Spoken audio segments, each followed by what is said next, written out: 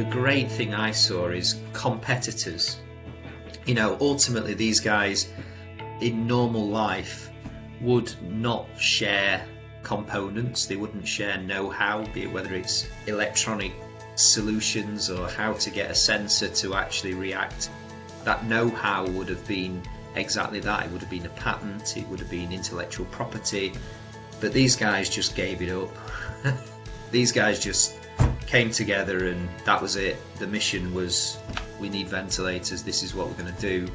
We can say with certainty that there are ventilators there at their side, and that those decisions are not going to be taken on a shortage of the things that we set our mission out for.